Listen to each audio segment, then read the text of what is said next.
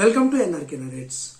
KA Paul గారు ఒకప్పుడు ప్రపంచ ప్రఖ్యాతిగాంచిన దైవ సేవకులు, దేశ విదేశాల్లో బహుబలంగా దేవుని కోసం వాడబడిన దైవజనులు, క్రీస్తు రాయబారిగా అనేక దేశాల్లో తిరిగి అనేక ప్రపంచ అధినేతలతో పరిచయాలు పెంచుకొని వారిని ప్రేమించి వారికి ప్రార్థన చేసిన గొప్ప వ్యక్తి.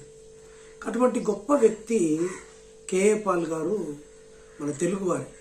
అటువంటి తెలుగువారు తెలుగు రాష్ట్రాల్లోకి వచ్చి గొప్ప సేవకులుగా, క్రీస్తు రాయబారిగా ఉన్న పాల్ గారు రాజకీయ పార్టీలు పెట్టి రాజకీయాలు చేశారు.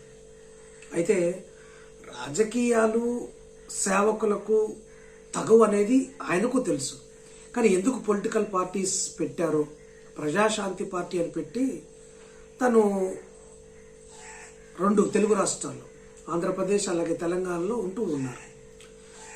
ఈ సీరియస్ పొలిటికల్ పార్టీస్ మధ్య ఇతని పార్టీ ఒక కామెడీ అయిపోయింది, ఒక జోకర్గా మారిపోయాడు.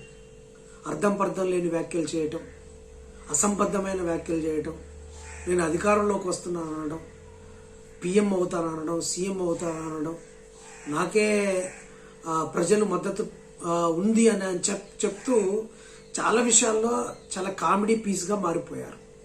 ఒకప్పుడు ఆయన మాటలంటే, లేకపోతే ఆయన్ని కలుసుకోవాలంటే, లేకపోతే ఆయన్ని చేరుకోవాలంటే చాలా కష్టం అయిపోయేది.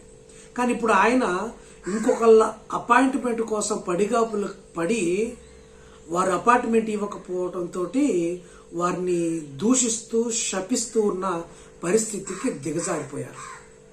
ఒక సేవకుడిగా ఉండి, దైవ సేవకుడిగా ఉండి, క్రీస్తు పరిచారకుడిగా ఈ లోకంలో ఉన్న వ్యక్తి ఈరోజు ఇంకొకరిని యాచించే స్థాయికి దిగజారిపోయాడు.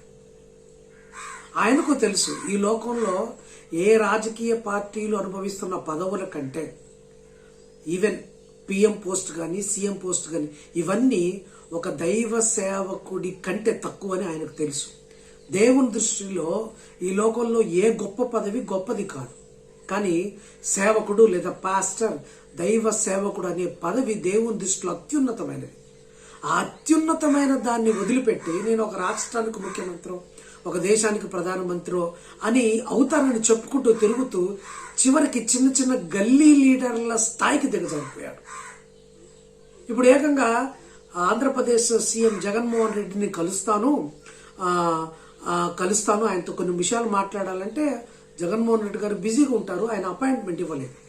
ఆయన అపాయింట్మెంట్ ఇవ్వకపోవడంతో ఇప్పుడు ఏంటంటే ఆయన్ని శపిస్తున్నాడు, ఆయన్ని శాపనార్థాలు పెడుతున్నాడు. ఒక దైవ సేవకుడిగా గతంలో ఉండి శాపనార్థాలు పెట్టే స్థాయికి దిగజారిపోయాడు. గతంలో కేసీఆర్ గారు నన్ను కలవలేదు, అతను తెలంగాణ రాష్ట్ర ముఖ్యమంత్రి పదవి ఊడిపోయింది, ఫలితంగా రేవంత్ రెడ్డి గారు ముఖ్యమంత్రి అవుతారు, ఇప్పుడు జగన్మోహన్ రెడ్డి గారు కూడా నన్ను కలవట్లేదు, అతను మాజీ అయిపోతాడు, అతను కూడా తన పదవి పోగొట్టుకుంటాడు, ఇదే నా శాపము, నా మాట, నా ప్రవచనం, నా పలుకు, నా వాక్కు అంటూ శాపనార్థాలు పెడుతున్నారు. అయ్యా కేఏ పాల్ గారు, ఏంటి మీ పరిస్థితి? ఒకప్పుడు ఎంత వెలిగారు, శాంతి మహోత్సవాలంటూ ప్రపంచానికి శాంతిని ప్రబోధం చేసిన వ్యక్తి మీరు, దేశ విదేశాల్లో మంచి పేరున్న వ్యక్తి. ఈ రాజకీయాల రొంపిలోకి పడి మీ యొక్క ఔన్నత్యాన్ని కోల్పోయారు, దేవుని దృష్టిలో పలచమైపోయారు. ప్రజలు మిమ్మల్ని చులకనగా చూస్తున్నారు. ప్రజలే కాదు, రాజకీయ నాయకులు కానీ, లేకపోతే ఇంకొక అందరి దృష్టిలో మీరు ఒక జోకర్గా, ఒక చులకన భావంతో నిండిపోయారు.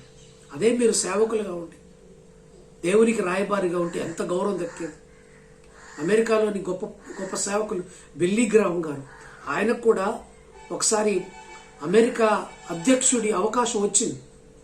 అన్ని పొలిటికల్ పార్టీస్, 2 పొలిటికల్ పార్టీస్ వెళ్ళి మీరు అధ్యక్షుడిగా ఉండాలని కోరితే ఆ బిల్లీ గ్రాహం గారు అంటే అమెరికా అధ్యక్షుడు అంటే ఆల్మోస్ట్ ఆల్ ప్రపంచానికే అధ్యక్షుడు అన్నమాట. సో ప్రపంచ అధినేతగా ఉండే ఆ స్థాయి వద్దనుకో, నో, నేను అమెరికా అధ్యక్షుడు కాదు, ప్రపంచ అధ్యక్షుడు కాదు, నేను దేవుని యొక్క సేవకుని, ఆ సేవ అనే పదవి ఈ అమెరికా అధ్యక్ష పదవి కంటే గొప్పది అని చెప్పి తృణప్రాయంగా అధ్యక్ష పదవిని వదులుకున్న వ్యక్తి బిల్లీ గ్రాహం గారు.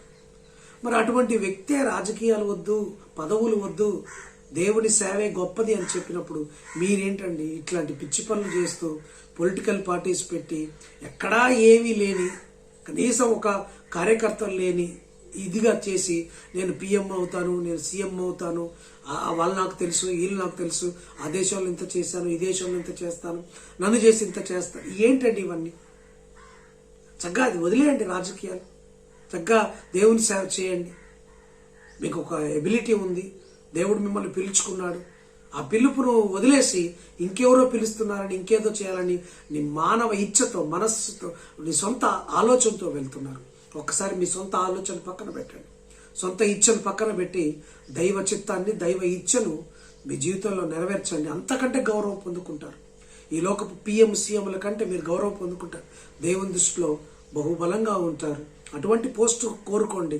కానీ ఇటువంటి లోకానుసారమైన పదవులు, అధికారాలు కోసం మీరు కొట్లాడటం అనేది క్రైస్తవులంగా, విశ్వాసులంగా మాకైతే చాలా ఇబ్బందికరంగా ఉంది. మిమ్మల్ని చూస్తే జాలేస్తుంది. మిమ్మల్ని దేవుడు మార్చునుగాక. God bless you.